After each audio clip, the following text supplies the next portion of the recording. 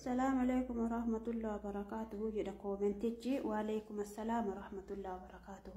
كومنتي أفيسين دبفت أورمو جرجر ويقبا ما رأي سرت وانجن يوجراتي تكو مالاما تيك توك اللي يادنا ما فت أجيسو هاتاتو أمو دوريو وراني ولدت قد جيجي أماني ولولي دبرتي سينكي قواتي قباتي إلي تجتي يو سين إتقل الفتسين كيسيتيني لولين نابتا hin dhaabata kunne ma waa dhiirata ee gabbaanee ililfanneetini waa warraa dubbannu qabna dhiirti tanneeni miti dhiirti ilata diinaan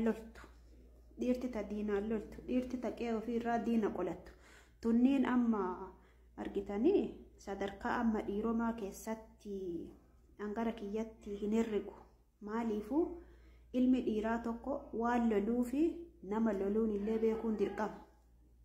Amma sila Oromoon jechuudha. Oromoon gurbama dheengadda mana hidhaa keessatti jechuudha. Haloo ayyoo kunoo borsa'aatii haganatti fuula rabbii deemtanaan jedhee haadha dubbise.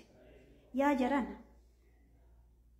jaran an jecha sanbar yogguu waa dalagullee yogguu rafullee astoofirullaa jedheetiin tooybadheetiin dadhabe sammuu keessa namni borga nama ni deemtaa jedhanii itti himan karoora meeqa qaba hiriyyaa meeqa qaba abbaa haadha waa meeqa yaadee waa meeqa dhiisa borga nama hin deemtaa namni jedhaniin jechuudha. Oromoo osoo uf beekee ijoollee amma wallolaa jirtu tun silaa osoo ijoollee gartee gogaa qabaattu taate silaa jechi sunuu gahaadhaa jechuudha. Kadheen gadda murtii du'aatti kennan sun obboleessa isaaniitii jechuudha. Har'a ammoo biyya ormaa keessa taa'anii seera biyya sanii yoon kabajin nu kabajamuu dhabnee wanti jedhamu hin jiru. Seera Suudii keessatti Suudiin lammii biraatii miti ishee jechuudha dhalataa biyya isheetu seera bahisan hojiirra oolchiti malee of duuban deebitu.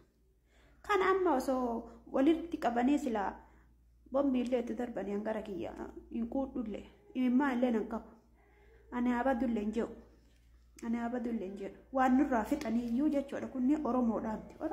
Oromoon akkanan qaba. Oromoon safuu beeka. Oromoon dhiira jagnallee waan loluun beekallee waan loluuf beekallee kanneen amma maqamatu Harargee Arsii jedheetuma maqaa dhahte malee quncee garagaraa baate.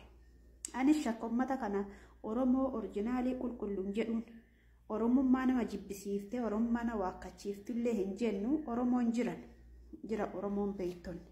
Haataatu ammoo kunniin fiindoo harreeti. Harree qabaleeti. Fiindoo harree irraa haati shuree waan dubbattu qabduu jechuudha. Silaa osoo lola guddicha taate diinaan lolaa jiraatanii gabbaanee elelfannaa jechuudha.